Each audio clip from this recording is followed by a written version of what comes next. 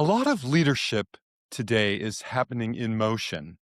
More data, more inputs, more speed, but not necessarily more clarity. This is where the people dividend comes in. I'm Mike Horne, and today I'm joined by Louisa Loran, Global Executive Advisor, board member, and author of Leadership Anatomy in Motion.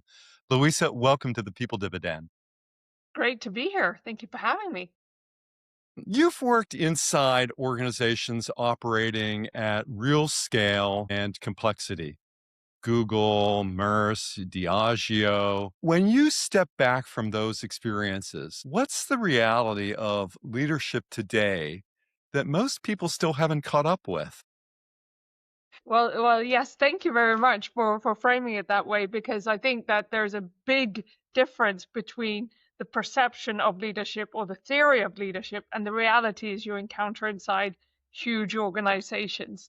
I don't think it's by any ill will or intent, but the behaviors, the let's say the culture that has been built over decades of decisions in these companies becomes so ingrained that even though most people have read what they should be doing, there are just old habits that are built into the system, which means it can be very hard to get decisions through an organization.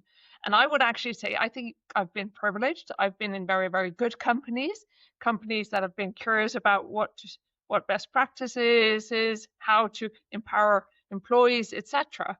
But a lot of the delay, the tension that is experienced is truly just from a very subjective vantage point of whatever desk one is sitting at. Isn't that true? And one of the patterns that I see that keeps showing up is how often activity replaces impact. Yes, We have leaders who stay busy all of the time, but the system doesn't actually move. Where do you see that happening most? I'm exactly. I mean, asking this you is because of the title of your book, or your recent book.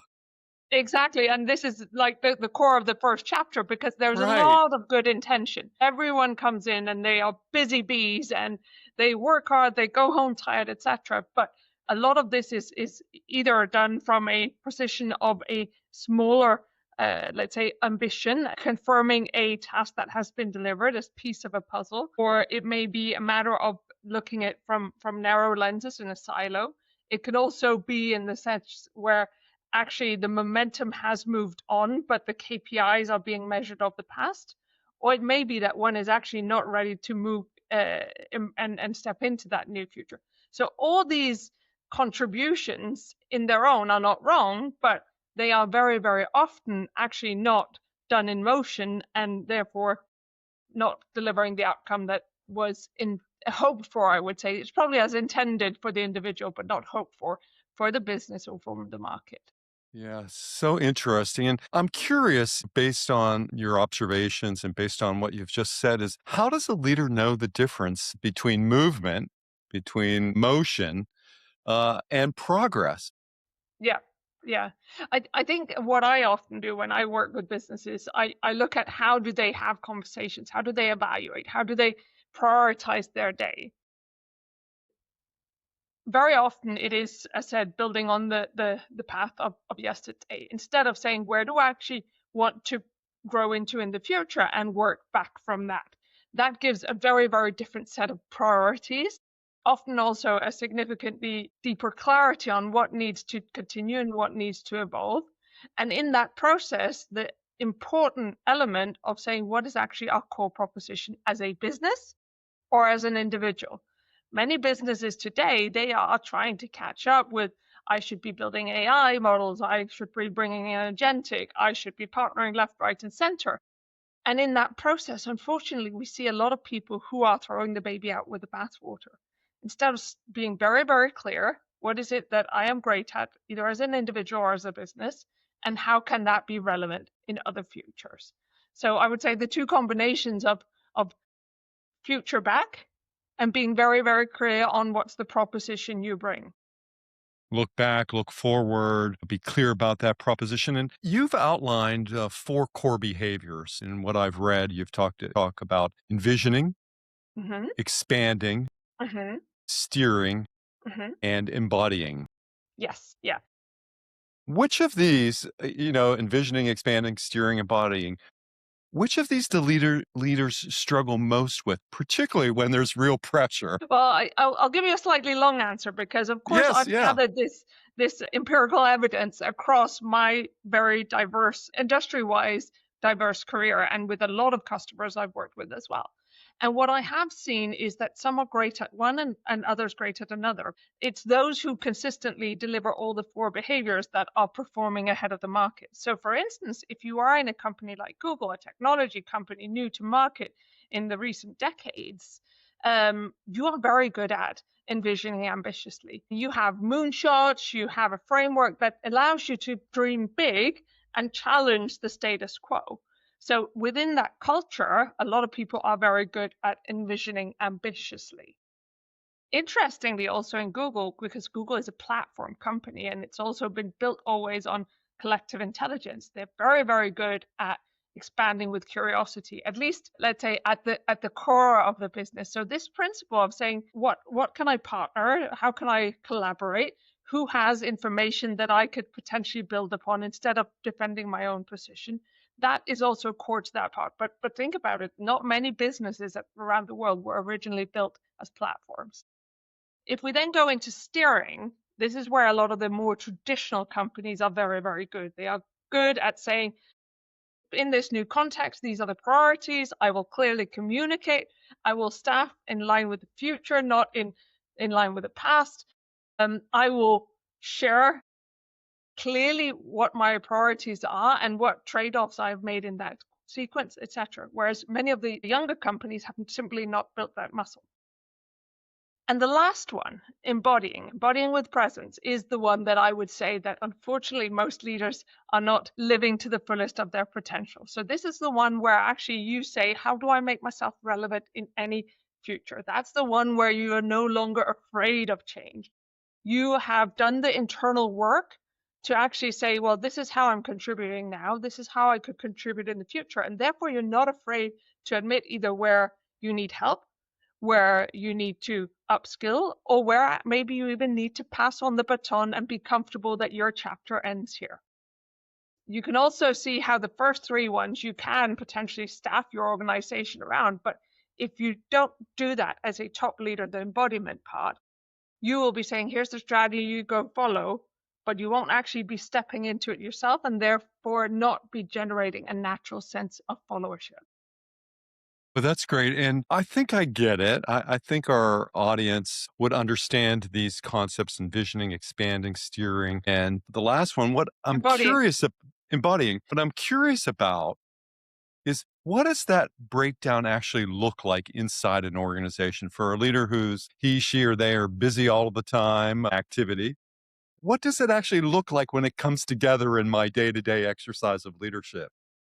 Well, I think first of all, these are intentionally behaviors. That means it's not something you do once a year or when you have the board meeting or something like that. You intentionally practice these continuously over time. You manage small change, big change, lunch break change, whatever it may be, so that when that big change comes, your muscles are ready and you're actually able to do it. So when you envision, you actually see further than what you're currently doing now. You understand what disruptions could be coming. You understand how the revenue models would be changing and how you get ahead of it. You understand how your data could be relevant for others, etc. So that is a lens that lifts the ceiling of everything that you look at. The expanding is one that It historically, elevates. yes, yes. The expanding is something that historically has been done a lot through people. So breaking down silos, surfacing information from all levels of the organization through a psychological safe environment. But now it's just as much as bringing out invoices through AI, because the contributions and the openness and choosing how to be critical and at the same time open is where you can truly become expansive and not be confined by the funded resources that you had in the past. So that's an example of the daily usage of expanding. I think the steering, as said, it's one of the ones where you are very, very keen users of communication, staffing, messaging, all these things, but it's also about, are you actually understanding the pulse of change in an organization? So, for instance, do you know who the change makers are? Do you know how to give them the right air cover so they can go crazy, but that you can understand what's coming next? Do you mobilize so that they get the right followership, or do you actually keep your best talents in, let's say, the legacy departments of the organization? So this is really both in, let's say, the staffing, but also the day-to-day prioritization of what gets on the agenda on a weekly basis, etc. So true. And I wonder if you could give another example of these core behaviors, these four core behaviors, where they might show up in a decision a leader has to make, or in an alignment issue, or even in an execution issue. Yeah. Yeah, no, I see these all the time. And I would say when I work with the clients I work with now, it is very, very often that they go, oh, don't worry, we have a strategy, but we just have these implementation challenges. But when we get back to it, actually the strategy is either unclear or unambitious. So we start way back and at the envisioning stage. And that is really about, again, saying, how do you protect your future revenue, your future raison d'etre? And that doesn't mean that you all of a sudden say, now we've done a new piece of paper and we know where we're going and we're going to tell everyone to go into a new direction. But we're showing them that our capabilities will be relevant in a different way. That's for sure. I think back to one of my early mentors, Warren Bennis, one of my first mentors. And Warren was a prolific author on the topic of leadership. And at his most cynical point, Warren said, never has so much been written about so little, even though he made quite a career out of the topic of leadership. You contributed. He contributed, yeah. And I think we're in many ways still, particularly with celebrity CEOs, celebrity models of leadership. Warren has a lot to teach us. But I'm getting at that because I hope this isn't too pointed at a question. A lot of leaders don't need another model. No, not at So all. let me ask directly, because I think it's an amazing framework. What makes it actionable Mm. versus just another way to describe what good leadership looks like? What makes this actionable? I think it makes it actionable because I said it's something you practice every single day. Like when I practice this with leaders, we use the eye for envisioning. We're like, are you seeing further? Are you opening your eyes? Are you capturing these opportunities? We use the lungs for expanding. Are you breathing life into these things? Are you cramping and holding on to them? Are you steering clearly with your arms? Are you signaling the direction we're going in? And is your spine for embodying actually moving you forward there?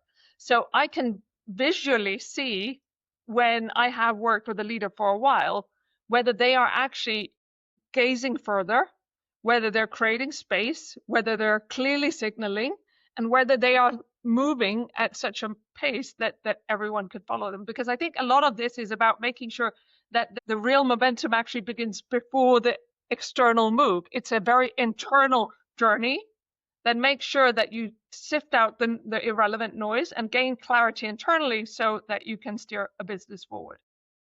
Boy, so true. And, at the core of this show is a simple idea that people drive performance.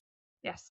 But in complex environments that you're familiar with, that I'm familiar with, I often see people defaulting to systems, structure, data. And in your experience, I'm curious, what do leaders miss about how people actually drive outcomes in these complex environments, these organizations of immense scale?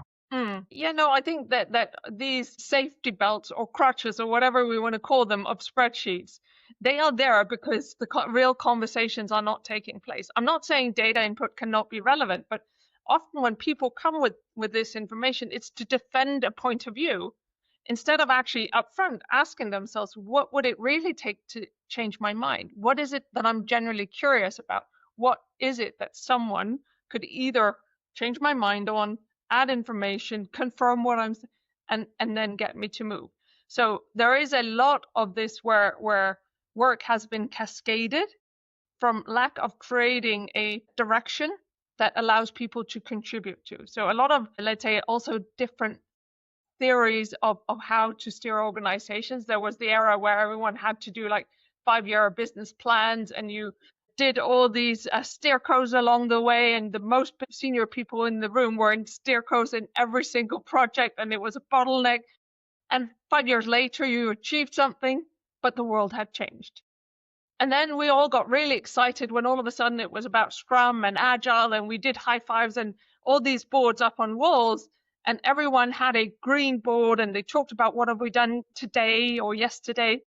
And it was all these small steps that were celebrated. But in the world that we live in now, there is a need for us to build upon each other's thinking and to live in a space where we acknowledge we will not know what the exact future looks like, but we need to continuously be curious about either confirming or challenging our own perception in a set direction. Yes, right. And what I've read in your work is that you do talk a lot about collective intelligence. And when that's working, I'm curious, what does it actually look like? Maybe in how decisions get made. What does that sense of collective intelligence look like? Yeah, no, I think collective intelligence overplayed, that's just mushrooms growing and going nowhere. Hmm. But collective intelligence with a clear ambition, that is where you can achieve faster growth than you thought you could have done in the first place. Because the whole principle is, of course, that you say something, I build upon your thinking, and you build upon my thinking.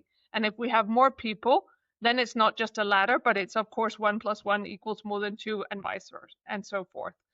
I have definitely seen how tools such as sharing information online, etc., has enabled that as a, let's say, platform. But if you don't have a data access culture where people are allowed to ask questions and be curious about each other's work, not in the way that someone comes from across the hallway and says, why are you doing that? And then someone says, oh, they clearly have too much time over there. So next time we're doing headcount reductions, we're going to cut over there, because if they are already doing their own job and have time to bother me, they must have access. But where there is a shared ownership, shared reward, shared KPIs, maybe even exchanged KPIs and a shared reward, then you start actually rewarding those who build upon each other's more so than just the individual firefighter or in the organization. I would also say that a large part of this is making people feel part of something bigger, not just I need to defend my small project, but I feel an association to the company goal and I am a contributor to that. That's for sure. And one of the things that I've been noticing, as everyone talks about AI, one of the things I've noticed in now that we're in season 10 of the People Dividend is that leaders who create real traction aren't necessarily the people who are moving the fastest, but they're the ones who are bringing clarity into motion. Hmm. So, how do you lead decisively without adding more noise? I think it's the balance of showing where you stand today, being Staying grounded. open to input, and then playing back. Thank you for that input. The reason why this was not relevant is XYZ. This other thing, very interesting, but not currently executable. And therefore, we're continuing the same way, or whatever it may be. But this sense of saying, I am not here to defend, I am not here to challenge you, I'm here to grow and stand firm in whatever step we take. That's great. Maybe two more questions. One is for all the leaders who are listening to this podcast who are interested in your work, what's one shift they can make immediately that would improve how they lead in this complexity? I think the question I alluded to before is, before you go into a meeting tomorrow or whenever it may be, ask yourself the question of what would it take to change my mind? That's Be great. very aware of that and then ask questions around that. I think that that's some homework we all need to do. And linked to that is what you need to unlearn. There are so many of the things that we make decisions upon today that are old narratives. They could be vulnerabilities. They could be different parts of chapters of the company's legacy. It could be all kinds of things, but maybe they don't serve us anymore. And maybe the person who contributed with that comment or narrative no longer deserve to have such a role in our lives or in our decision making. So That's that's a personal slant to the same element. Yeah, certainly true in my experience. I think about most of my clients are people in their 50s who have seen a number of organizational cycles in their Yeah. career. They've gone through it. And my advice is always, well, just because you've seen it, in the past, why don't you just shut up and listen this time and see what, you might be able to learn in order to help the system to change yourself as well, perhaps. And that's why I think these 4 behaviors that you suggest are really quite relevant. And so, last question, final So question if is, I could just build on that one. So think yeah, about how many please. people go into these meetings, they haven't asked themselves what it would take to change their mind. And then this person is talking at them, and the whole time they're like, okay, I've been told I need to listen. I'm pretending I'm listening to you. How much time Mm, do I need to give you? I'm smiling, da da da da da. And then they're like, thank you very much. I'm going to leave. They're not actually listening or asking questions of why this individual is contributing in XYZ way. Maybe they haven't gotten the right context. Maybe the brief was unclear, but there's a lot of wasted hours everywhere. And then people leave that executive meeting room feeling deflated because they didn't get the response that they hoped for, and they didn't grow and were able to contribute more next time. no, so true. And so many examples or experiences would bear that out. So, when leadership's working at its highest level, what's actually happening in an organization? Well, the momentum that is felt exceeds any contribution that one could have expected before. I think we've seen all this productivity data out there. It's not about can you how much can a set of 10 people do. It's about a matter of how do you create the context where they excel at their best. We've also seen in crisis how quickly people can pivot. People are able to do magnificent things if they want to. So it's more a matter of how do you mobilize them, how do you motivate them, and how do you make sure that you take that step so they are ready to follow. Amazing. And that's probably a good point to end our discussion with that mobilizing momentum in order to create change. Louisa, I really appreciate the conversation that we've had today. I appreciate you joining the People Dividend. My pleasure. It's been great to be here. Yeah. And this is the People Dividend. If you're serious about performance, start with people. And until the next episode, stay well.